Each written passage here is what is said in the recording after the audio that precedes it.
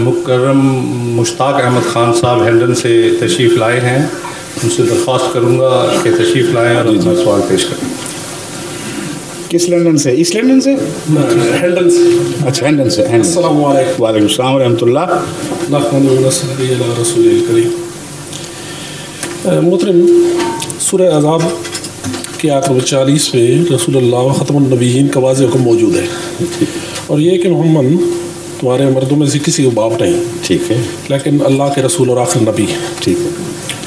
اور حدیث نبی میں واضح ارشادات ہے، میں آخری نبی ہوں، تم آخری امت ہو، میرے بعد کوئی نبی نیا نبی نہیں کوئی نئی امت ہے.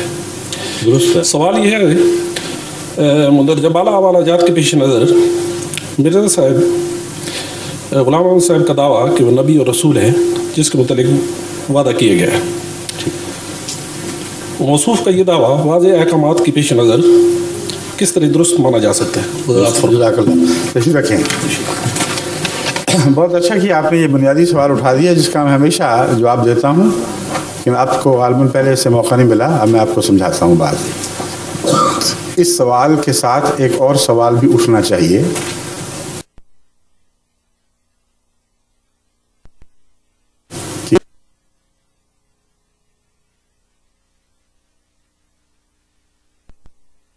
کریم میں کوئی تضاد نہیں ہے.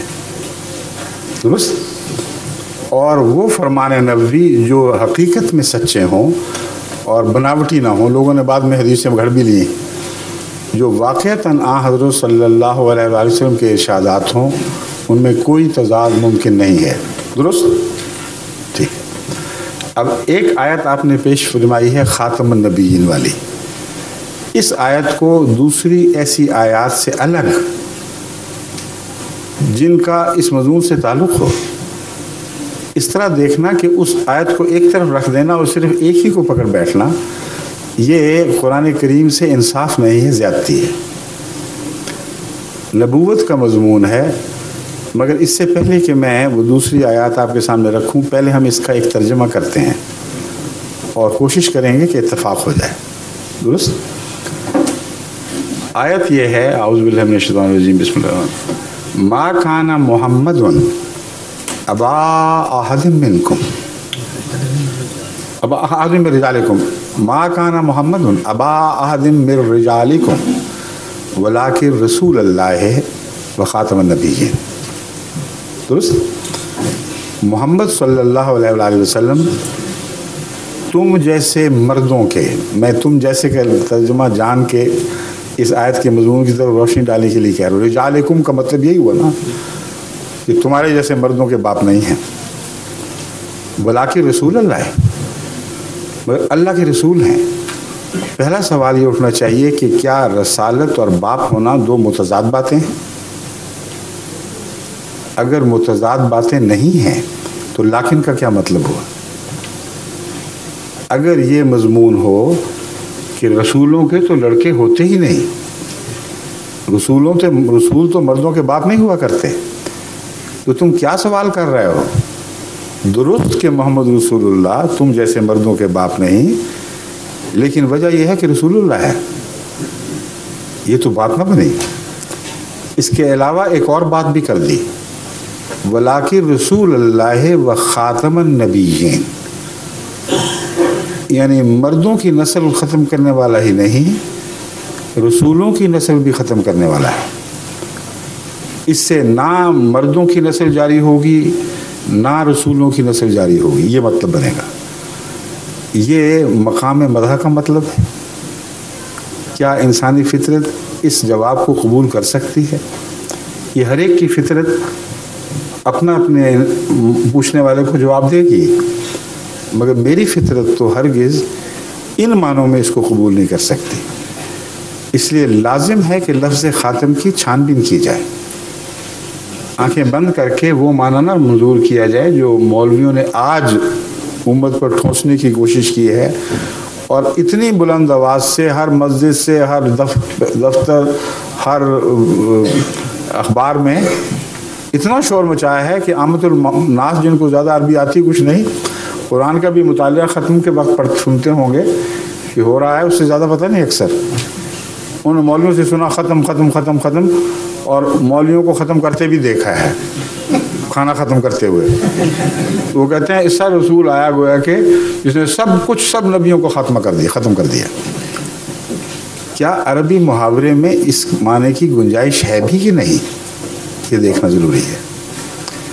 امر واقعہ ہے کہ خاتم کا لفظ اہل عرب شان کے لیے اور امتیاز کے لیے اور ان معنوں میں استعمال کرتے ہیں کہ وہ آخری سند ہے، وہ حرف آخر ہے، زمانے کے لحاظ سے استعمال نہیں کرتے. یہ لفظ باقیوں پر بھی استعمال ہوا اور اہل عرب فصحائے عرب نے کیا. متنبی ایک شاعر ہے، مسلمان دور میں پیدا ہوا ہے جبکہ آیت خاتم النبیین کا مضمون خوب اس زمانے کے اہل علم اور اہل ادب کے سامنے تھا. اس کی کتاب پر لکھا ہوا دیوان پر خاتم الشعراء، خاتم النبیین کے مقابل پر خاتم الشعراء. اور حکمت کا بادشاہ ابو علی سینا کو کہا جاتا ہے، اور ان کی کتاب پر، ان کے دیوان پر، یہ القانون جو ان کی کتاب ہے اس پہ لکھا ہوا ہے خاتم الاطباء اور خاتم الحکماء. ہر فضیلت کے لیے عربوں نے مختلف جگہوں پر لفظ خاتم کے ساتھ ایک فضیلت کو باندھا. کن معنوں میں باندھا؟ کیا ان معنوں میں کہ وہ شاعر جس کو متنبی کہتے ہیں، اب آئندہ اس کے مرنے کے بعد تم شاعری کا منہ نہیں دیکھو گے، آخری شاعر آ گیا ہے. اور لفظ آخر کو بھی ان معنوں میں باندھا ہے، فضیلت کے معنوں میں. اور اردو میں بھی مثال ہے، داغ نے کہا آخری شاعر جہان آباد کا خاموش. آپ کے داغ کے متعلق کہا ہے، حالی نے داغ کے متعلق کہا تھا آخری شاعر جہان آباد کا خاموش ہے. حالانکہ بڑے شاعر پیدا ہوئے جہان آباد، آج کل بھی ہر گلی میں ملتے ہوں گے. تو کیا معنی ہیں آخری اور خاتم کے جب تعریف کے مقام پر ہوں؟ اس کا مطلب یہ ہوتا ہے یہ وہ شخص ہے جس نے اس مضمون میں جس کو اس کو خاتم کہا جا رہا ہے درجہ کمال حاصل کر لیا ہے. اس سے اوپر کوئی جا نہیں سکتا، سب کا سردار ہے.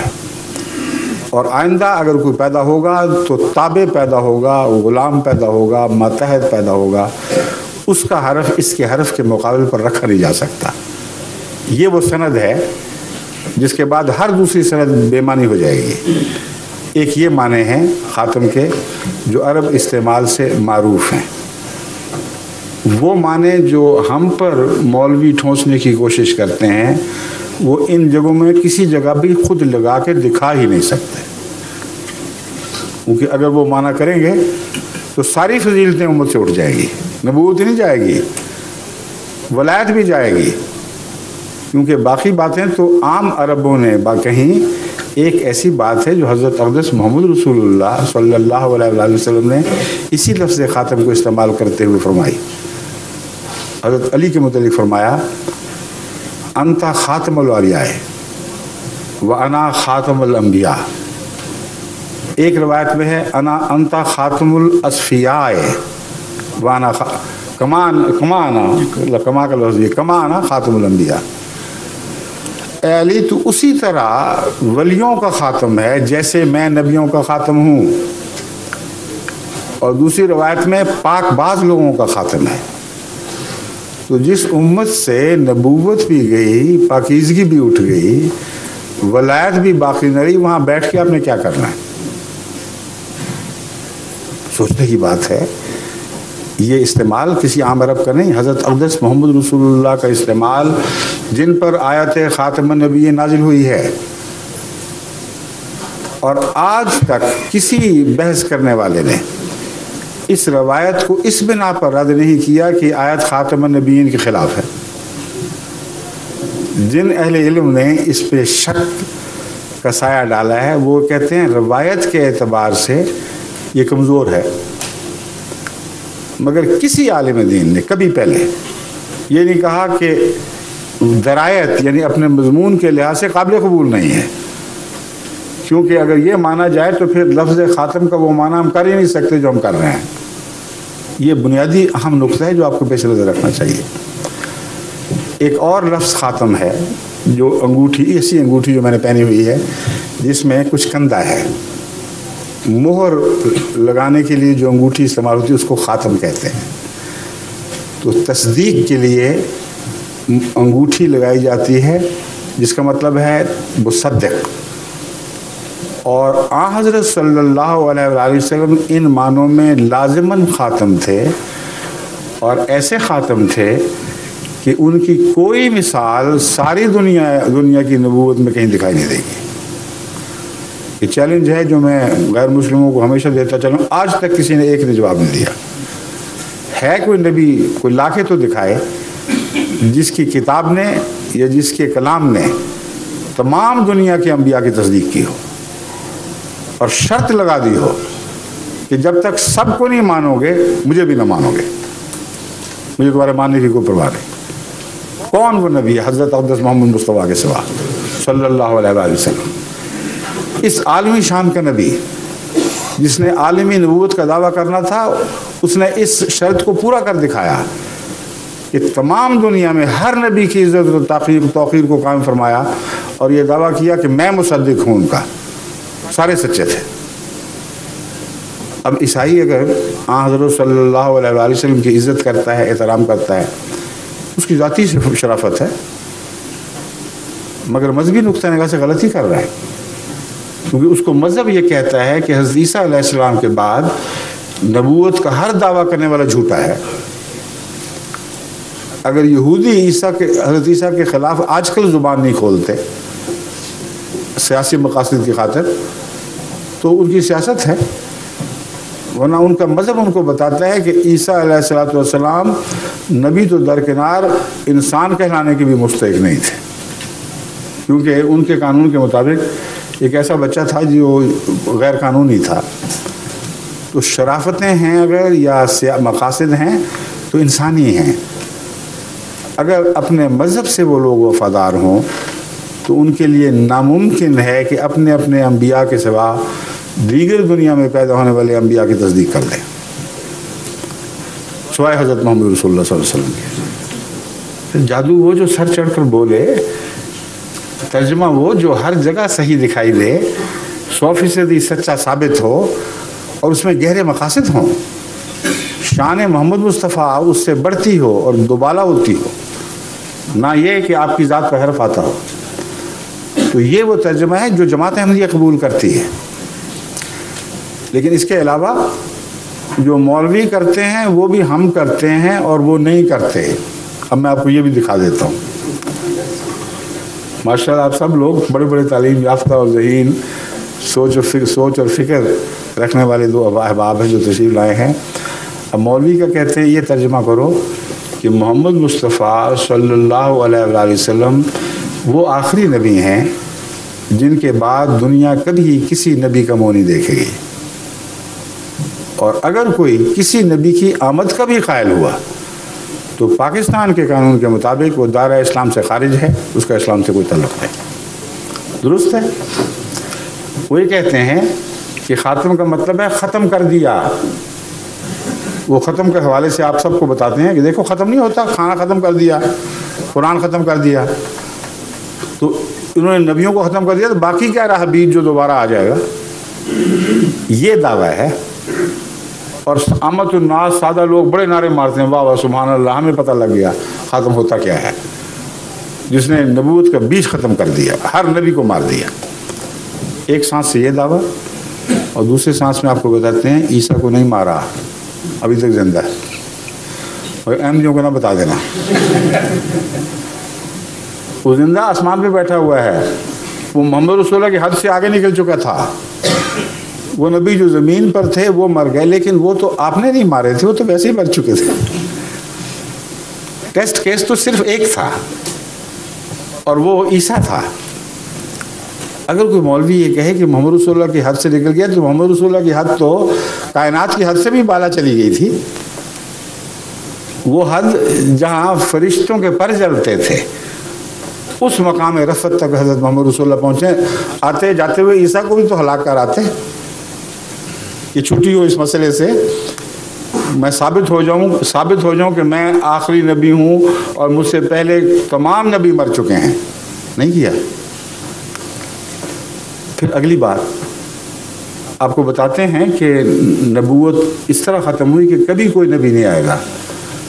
کہتے ہیں عیسیٰ علیہ السلام آ جائیں گے اور وہ نبی بھی ہوں گے. اب اس سے پوچھے خدا کا خوف کرو, ابھی تو تم کہہ رہے تھے کوئی نبی کبھی آئے گا ہی نہیں. کہتے ہیں نہیں, تم سمجھے نہیں, ہم پرانے نبی کی بات کر رہے ہیں. خاتم کا مطلب ہے نیا نبی نہیں آئے گا, پرانا آئے گا. اب یہ مطلب وہ نکال سکتے ہی نہیں, کیونکہ خاتم کا یہ ترجمہ کیا جس نے پہلے سب کو مار دیا, سب کا ختم کرنے والا. تو ختم ہوا یا جسمانی لحاظ سے یا فیض کے لحاظ سے, اور تیسرا ختم کیا ہوتا ہے؟ تو خود خاتم میں کھڑکی کھولی ہے. لفظ خاتم کو ایک مکمل مجسم دیوار کے طور پر تسلیم نہیں کیا جس کی حد سے پار کوئی نبی نہیں جا سکتا. اس میں کھڑکی کھول دی. وہ جیسا چور ڈاکو سند لگاتے ہیں, اس طرح اندر داخل ایک سند لگا دی اور دروازہ کھڑکی کھول دی کہ عیسیٰ علیہ السلام آئیں گے تو یہاں سے نکل کے آ جائیں گے چپ کر کے. ہم کہیں گے یہ تو پرانا نبی ہے, پہلا پرانا نبی تھا تو محمد رسول اللہ صلی اللہ علیہ وسلم خاتم کیسے ہوگا پھر؟ اب جب ہم بات کہتے ہیں تو کہتے ہیں نہیں, وہ پہلے پیدا ہوا تھا. تو قرآن کریم پھر یہ خاتم کی تعریف کر رہا ہے کہ ایسا نبی ہے جس کے ہوتے ہوئے پہلے تو جتنی دفعہ مرضی آ جائے جو پہلے پیدا ہوئے تھے, کوئی فرق نہیں پڑتا. تو مطلب کیا تھا خاتم کا؟ پھر سوال یہ اٹھنا چاہیے, ہر معقول شخص کو یہ پوچھنا چاہیے کہ خاتم کا مقصد کیا ہے. کیا یہ مقصد ہے کہ نبوت کی ضرورت ہے اور پھر بھی خدا نے ختم کر دیا ہے, یا یہ مقصد ہے کہ نبوت کی ضرورت نہیں رہی؟ اگر یہ مقصد مانیں کہ خاتم النبیین حضرت محمد رسول اللہ صلی اللہ علیہ وآلہ وسلم کو بناتے ہوئے اللہ تعالیٰ یہ بات بھول گیا کہ نبی تو میں ختم کر رہا ہوں, ضرورت باقی ہے, اب میں کیا کروں؟ تو خاتم کا مضمون ایسا لغو اور بے معنی ہو جائے گا کہ دنیا کا کوئی ذی شعور انسان اس بات کو خدا کی طرف منسوب کر ہی نہیں سکتا. ضرورت تھی اور پھر رستے روک دیے. جب رستے روک دیے اور پوچھا گیا کہ اب کیا کریں, پھر ضرورت تو باقی ہے, فکر نہ کرو میں پرانا واپس لے آؤں گا. تو جب پرانا آ گیا تو ضرورت باقی رہی, اور نبوت کی ضرورت باقی رہنا آیت خاتم النبیین کی شان کے خلاف ہے. اگر اس لیے آپ خاتم ہوتے کہ ہمیشہ کے لیے نبوت کی ضرورتیں پوری کر دی تھیں تو یہ ایک کلمہ تعریف ہے. اگر اس معنی میں خاتم ہے کہ نبوتوں کی ضرورتیں باقی تھیں مگر اس کے باوجود آپ کی امت میں کوئی نبی کا مرتبہ پانے والا انسان پیدا نہیں ہو سکتا, تو یہ حضرت صلی اللہ علیہ وآلہ وسلم کی مدح نہیں مذمت ہے. اور مولوی دوسری طرف سے کان پکڑ کے آپ کو کہہ دیتے ہیں فکر نہ کرو پرانا مسیح آ جائے گا. اب اس میں اور بھی باتیں ہیں. پرانا مسیح آئے گا تو ان کی یہ بات تو پوری ہوگی کہ پہلے پیدا ہوا, لیکن مرا کون بعد میں, وفات کس کی ہوئی یہ بھی تو دیکھو. آخری پیدائش سے گنا جاتا ہے یا وفات سے گنا جاتا ہے؟ ساری دنیا جانتی ہے کہ کسی کا آخری ہونا اس کی پیدائش سے نہیں, اس کی وفات سے گنا جاتا ہے. بس ان کا قول یہ بنا, ان کا یہ تصور یہ ہوا کہ حضرت محمد مصطفیٰ صلی اللہ علیہ وآلہ وسلم کو عیسیٰ علیہ السلام نے جو 570 سال پہلے پیدا ہو چکے تھے اپنی آنکھوں کے سامنے پیدا ہوتے دیکھا, اپنی آنکھوں کے سامنے وفات پاتے دیکھا, اور آج 1400 سال ہو گئے ہیں ابھی تک نہیں مرے. اتریں گے تو مریں گے, اول تو اترنا ہی نہیں تو مرنا کہاں سے انہوں نے. کوئی معقول آدمی سوچ ہی نہیں سکتا. اترنا تھا تو کتنے زمانے بیت گئے, کتنی مصیبتیں امت پہ ٹوٹ پڑی. اترتے قصہ قضیہ صاف ہوتا, وہ ہے ہی نہیں اوپر بیٹھے ہوئے, تو یوں ہی مولویوں کا خیال ہے. تو نہ اتریں گے نہ اس مصیبت سے چھٹکارا ہوگا اور زندہ رہیں گے ہمیشہ. تو عملاً دعویٰ یہ ہے کہ ایک نبی ہمیشہ کے لیے زندہ رہے گا، یعنی گویا وہ خدا بن گیا جو موت سے پالا ہو گیا، جبکہ خدا فرماتا ہے کل نفس ذائقۃ الموت. اور اگر خدا نہیں بنانا تو پھر خاتم النبیین عیسیٰ بن جائیں گے، کیونکہ حضرت صلی اللہ علیہ وسلم کے وصال کے بعد 1000 سال سے بعد اس سے بھی آگے مرنے والا نبی در حقیقت دنیا میں آخری نبی ہے.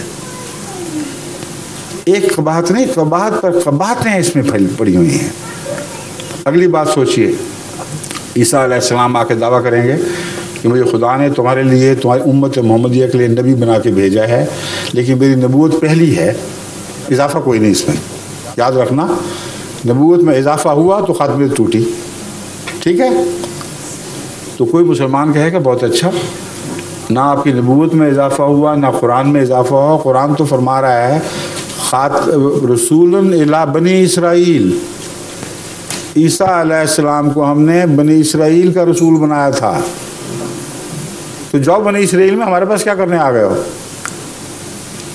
اگر نئی وحی آئی ہے تب تمہیں حق ملتا ہے کہ امت پر حکومت کرو اور تمام عالم کے لیے رسول بناؤ. تمہاری تو شان ہی نہیں، تمہاری تو مجال ہی نہیں کہ موسوی امت سے باہر نکل کر بات کر سکو. ہمارے پاس کیا کرنے آ گئے ہو؟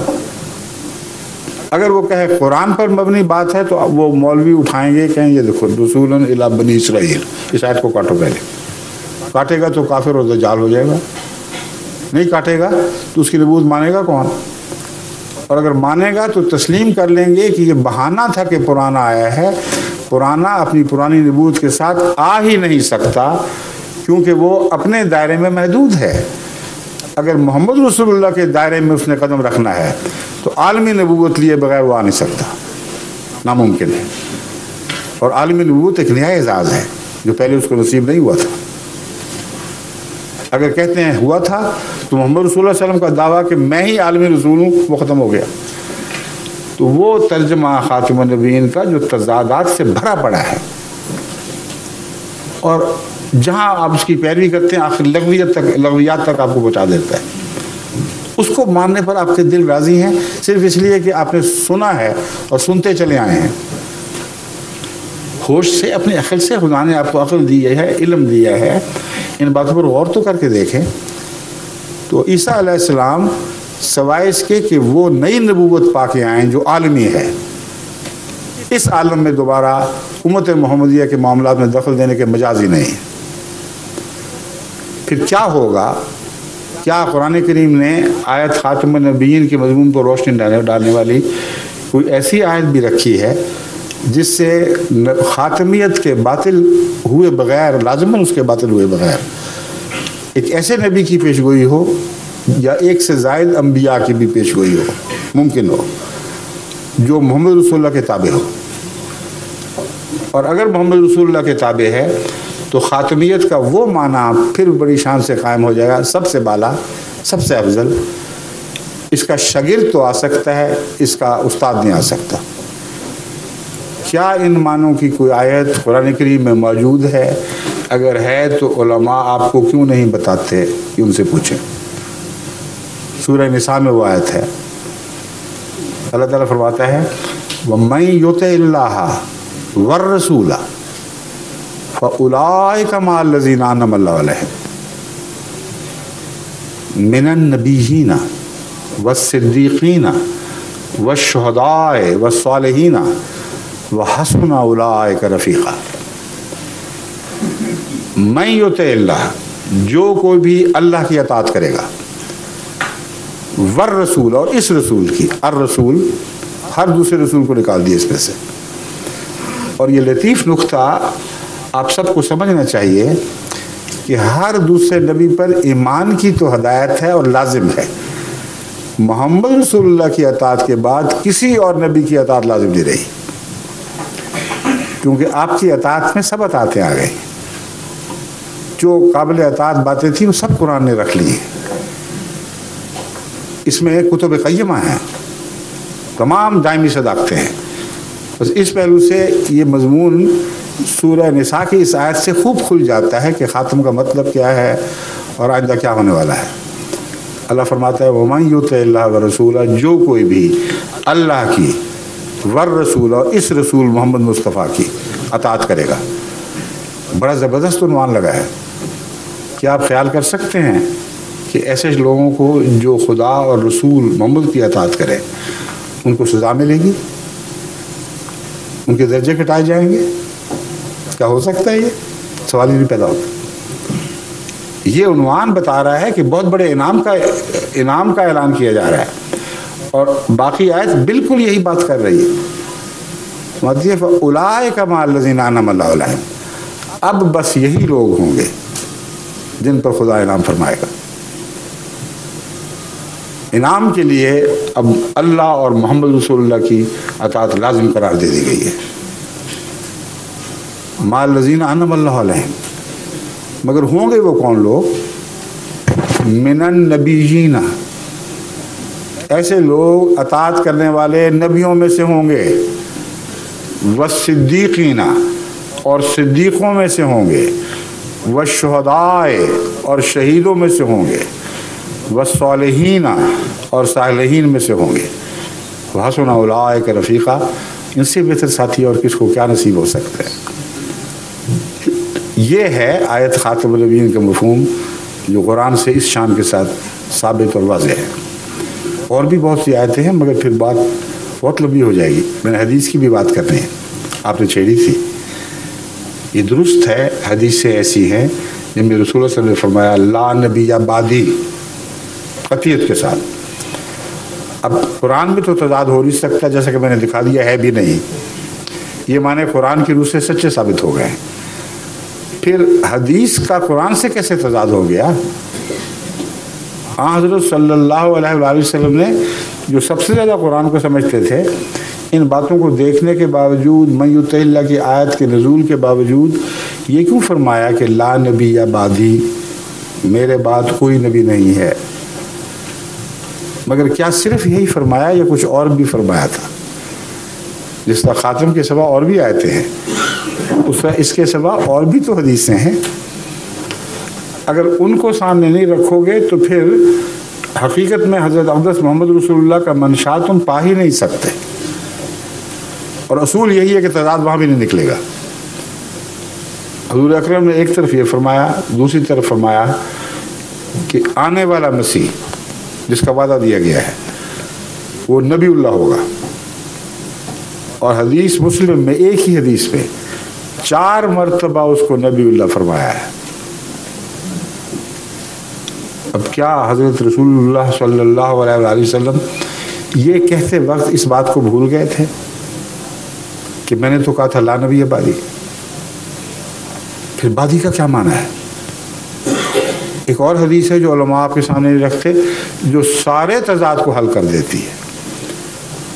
फरमाते हैं लैसा नबियुम बैनी व बैनहू, जिस मसीह के मुतल्लिक फरमाया कि वो नबी होगा, आइंदा ज़माने में होगा और नबी होगा, उसके मुतल्लिक फरमाया लैसा नबियुम बैनी व बैनहू। जब मैं कहता हूँ मेरे बाद नबी नहीं, तो ये मुराद नहीं है कि वो भी नबी नहीं है, मेरे और उसके दरमियान कोई नबी नहीं है। मेरे और आने वाले मसीह के दरमियान कोई नबी नहीं है। अब तज़ाद कहाँ रहा बाकी? बादी क़यामत तक के लिए है या किसी मुअय्यन वक्त के लिए? बादी कभी छोटा असर भी रखता है, लंबा असर भी रखता है। सवाल ये है कि मोहम्मद रसूलुल्लाह सल्लल्लाहु अलैहि वसल्लम इस बात को क़यामत से मिला रहे थे या एक लंबे अरसे का बाद मुराद है जिसने किसी वक्त ख़त्म होना था? किस बात पर, किस वजूद पर ख़त्म होना था? हदीस मुस्लिम ने बताया कि इसके बावजूद मसीह नबीउल्लाह के तौर पर आएंगे। और इस हदीस ने दिखा दिया कि हज़रत सल्लल्लाहु अलैहि वसल्लम का मंशा ये है कि मेरे बाद ईसा के आने तक कोई नबी नहीं आएगा।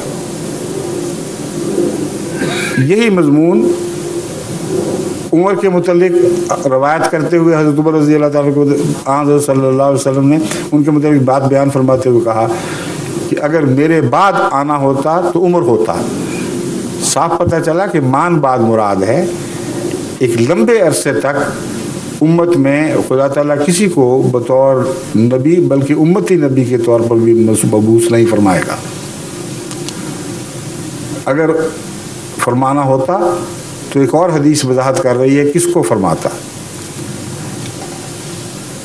हदीस में है हज़रत इब्राहीम जो हज़रत सल्लल्लाहु अलैहि वसल्लम के साहबजादे थे, जब छोटी उम्र में आपकी वफ़ात हुई तो उनको लहद में उतारते हुए, और ये वाक़या आयत ख़ातमुन नबिय्यीन के नुज़ूल के बाद का, याद रखें।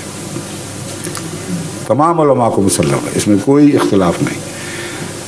जब हज़रत इब्राहीम की छोटी उम्र में वफ़ात हुई, उनको लहद में उतारते हुए हज़रत सल्लल्लाहु अलैहि वसल्लम ने फरमाया, लो आशा लकाना सिद्दीक़ नबिया, अगर ये ज़िंदा रहता तो यकीनन सिद्दीक़ नबी बन जाता।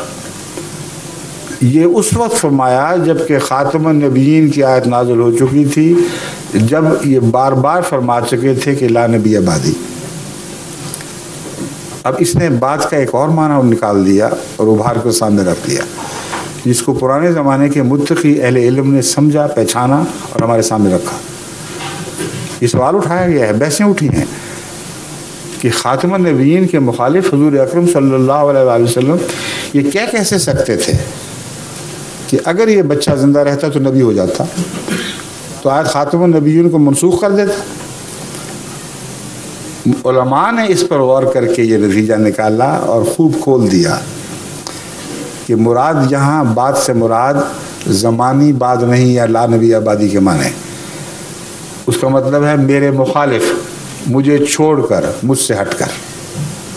अब एक और माने सामने उभरे जो ना सिर्फ अरबी के मुताबिक मुसल्लम बल्कि कुरान करीम में इन्हीं मानों में इस्तेमाल हुआ लफ्ज़ बाद।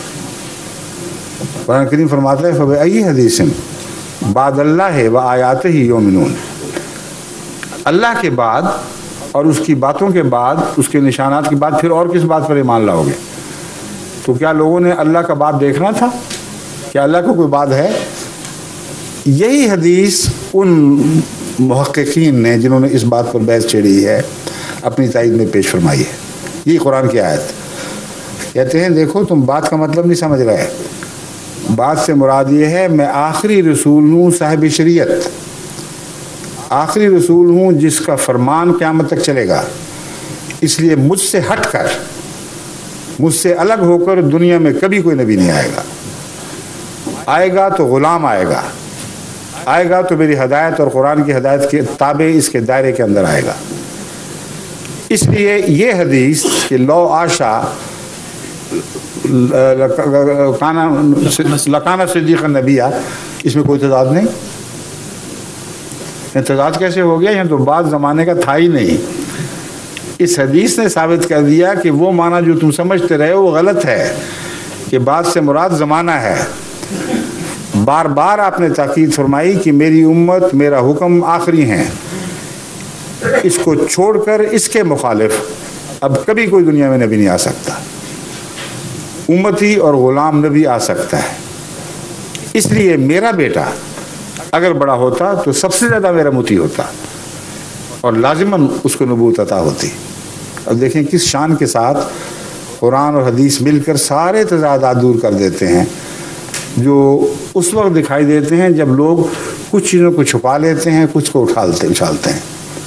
सब पर यकजाई नज़र डालें तो अल्लाह ताला के फजल के साथ ना कुरान में तज़ाद दिखाई देगा, ना हदीस में तज़ाद दिखाई देगा। शुक्रिया।